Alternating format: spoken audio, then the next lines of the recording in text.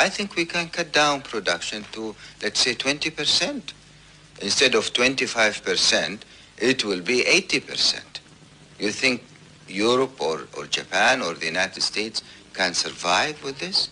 Maybe the United States, they have their own local supply. They are in a much better position than Europe and Japan.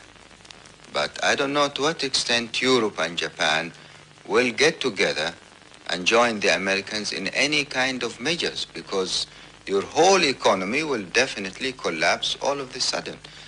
If the Americans are thinking of a military action, this is also another possibility.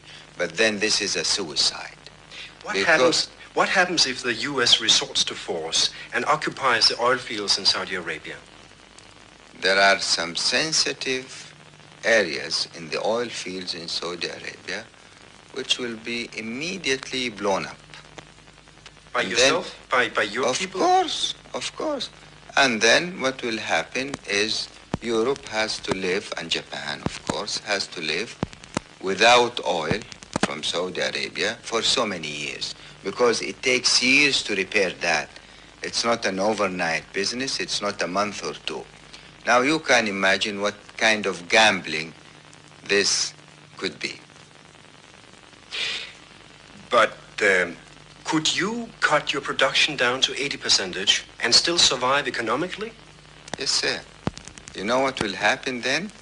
The barrel of crude, instead of being sold at, let's say, $3.50 or $4 from Ras Tanura, Saudi Arabia, it will be sold at $15 or $20. As a matter of fact, we'll get more income from a 20% production than from our present level of production.